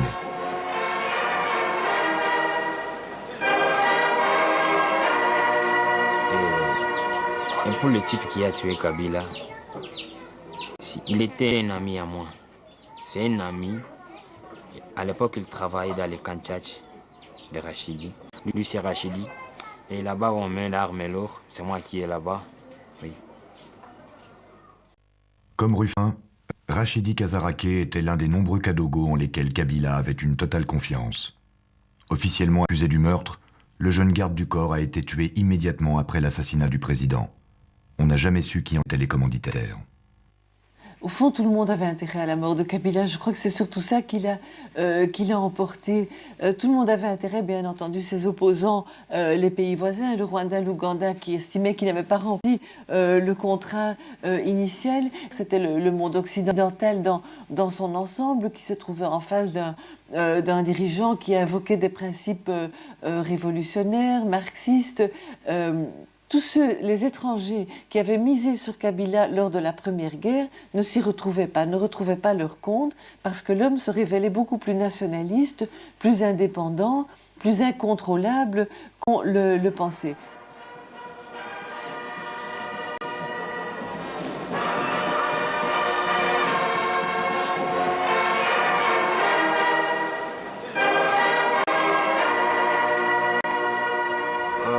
La mort de Kabila, comment elle a été vécue ici, il n'y avait pas de regret, c'était quelque sorte d'un soulagement, parce que les gens en avaient assez, les bombardements, la guerre, et la rébellion ne faisait qu'avancer, l'armée gouvernementale n'arrivait pas à récupérer certaines localités.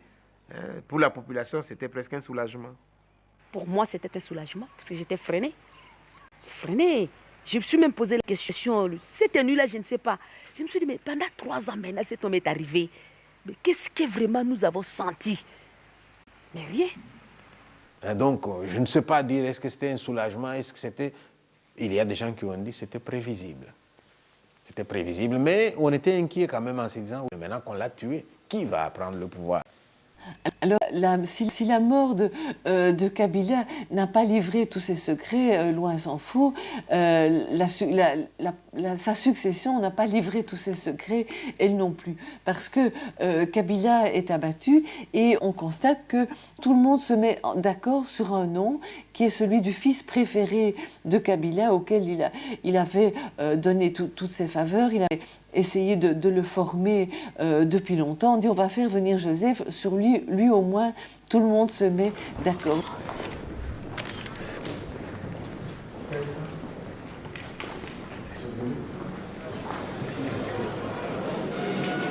Moi, Joseph Kabila, président de la République démocratique du Congo, je jure fidélité à la nation. Et puis alors après, on donne son fils. Et on se dit, mon Dieu, est-ce que c'est une monarchie ou c'est quoi? Alors on ne comprend rien. C'est alors qu'on va dire, par rapport à la conférence nationale, où les espoirs du peuple voulaient une démocratie.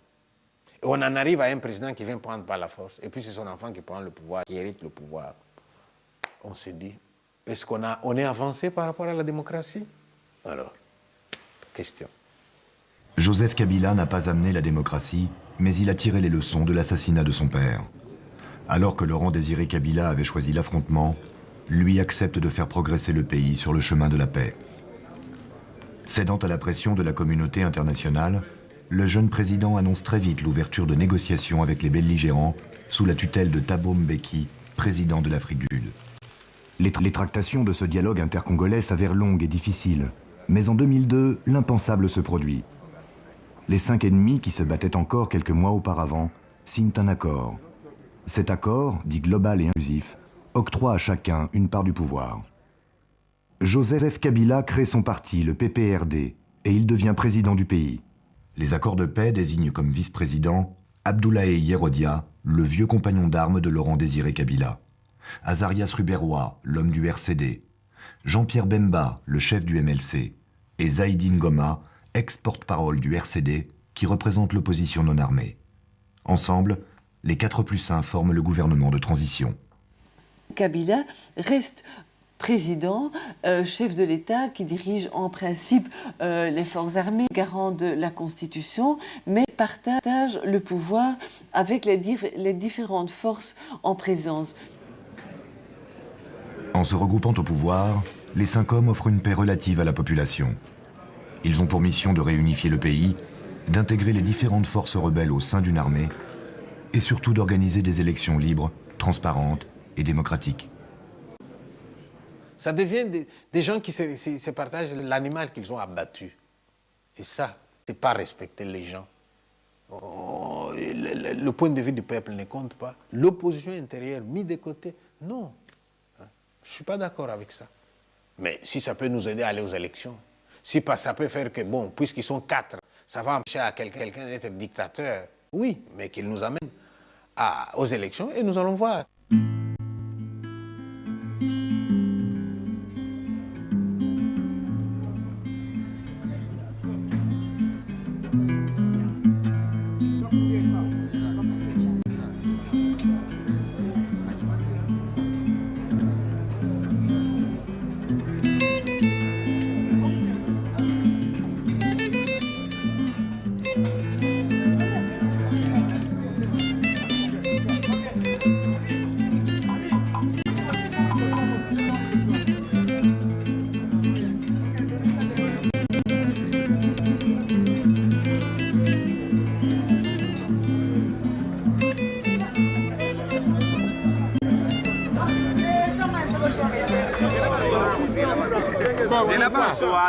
Ça c'est qui? Ça c'est qui? Kabila le père. La rébellion. Ah, on a une rébellion. Alors, on a une rébellion à Ibaki.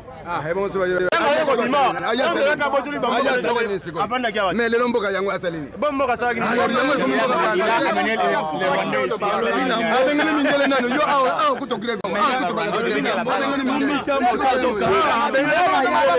Un plus casse aujourd'hui, un plus casse c'est 0. Aujourd'hui, c'est 0. Il n'y a rien. Vous savez, un peuple qui débute sa démocratie n'a pas encore la maturité qu'il faut pour discerner toutes les réalités de cela.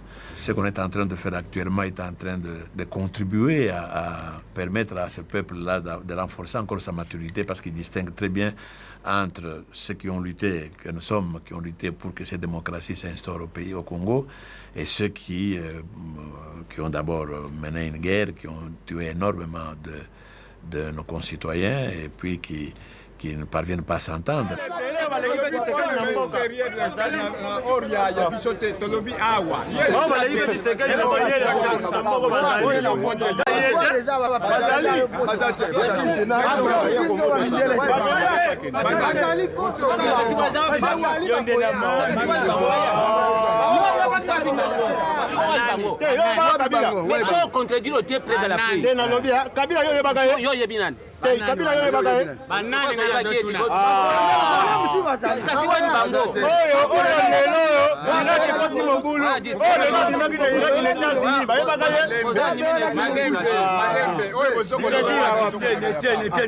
Les Congolais continuent à avoir confiance, même à confirmer encore leur confiance dans l'UDPS, le parti qui a lutté de la manière qu'ils savent, et qu'avec cette confiance-là, nous sommes certains que l'UDPS va sortir vainqueur aux prochaines élections.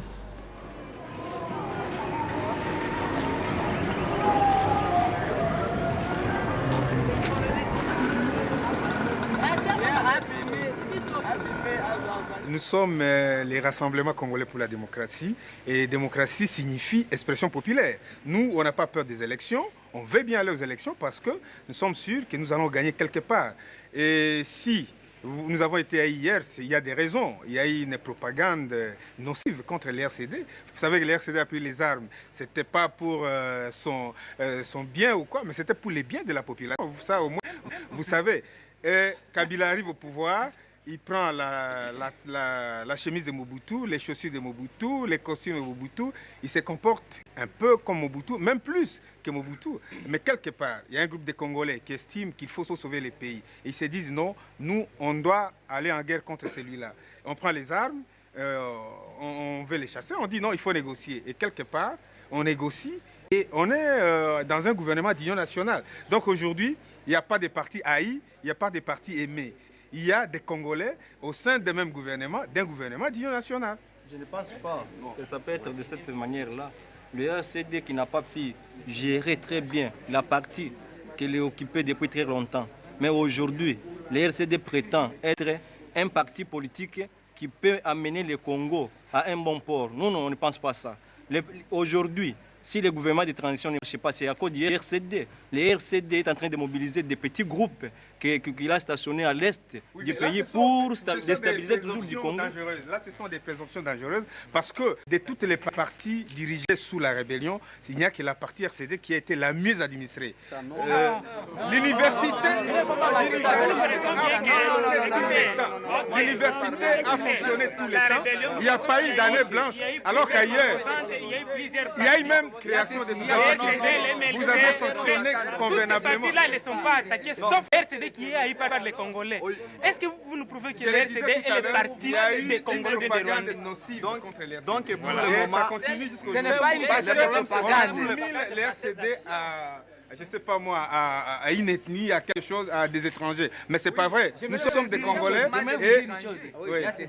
Ça, si vous regardez très bien, l'RCD ne fait pas seulement partie des Congolais. Si on voit encore de près, c'était une partie-là soutenue par les Rwandais. Et s'il sait, ces mêmes Rwandais-là continuent... Écoute-moi, tu n'as pas la parole, c'est moi qui ai la parole. Les Congolais réfléchissent. Ça, c'est votre opinion, je la respecte. Mais les Congolais réfléchissent. Chacun est libre de choisir ce qu'il veut. Mais ne veut pas dire que c'est parce que vous décrétez cela, tous les Congolais vont être derrière vous. Monsieur, qu'est-ce qu'on prendrait, selon vous, un étudiant qui s'adhérerait au RCD à ce moment-ci? La mort. C'est la mort. Vous allez lapider. C'est la mort. C'est une opinion. Nous devons savoir que...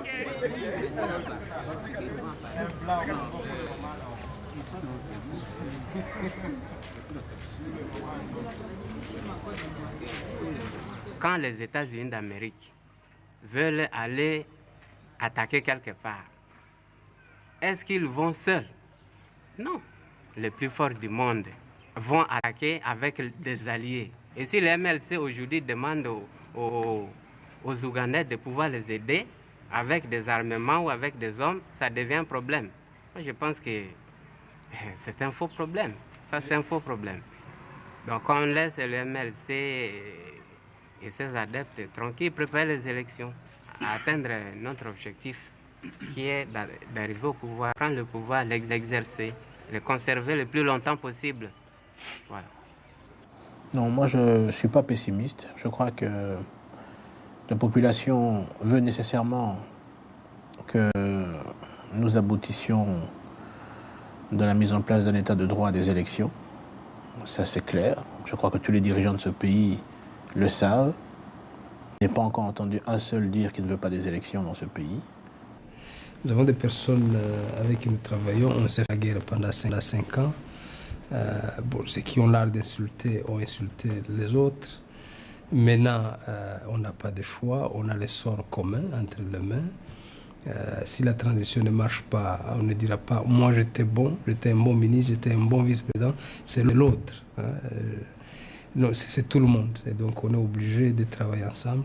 Je dois avouer que ce n'est pas facile parce que il y a beaucoup de préjugés, il y a beaucoup de... nous avons des backgrounds différents, nous avons même des visions différentes, pourquoi pas, nos projets de société sont différents. Mais le sort du pays est entre nos mains.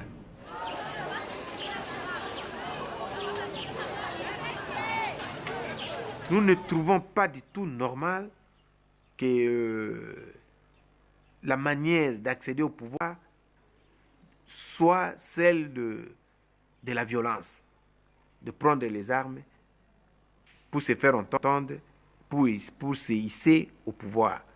Nous sommes contre cette pratique. C'est pourquoi nous attendons et nous appelons de tous nos vœux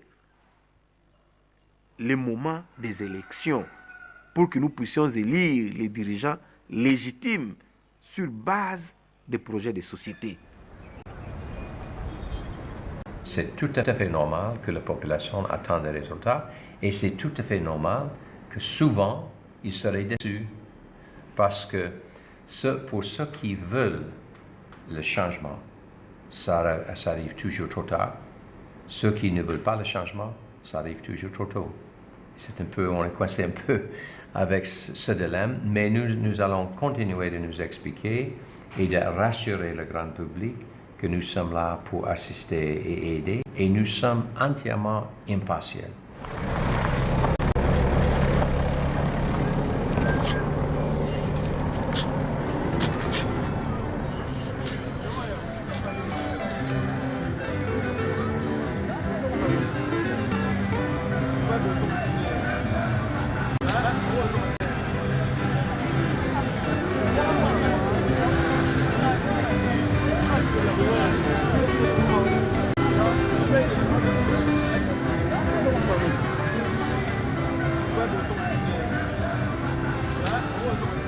Ça, ce n'est qu'une vie que les Quinois, les Congolais en général, voudraient vivre.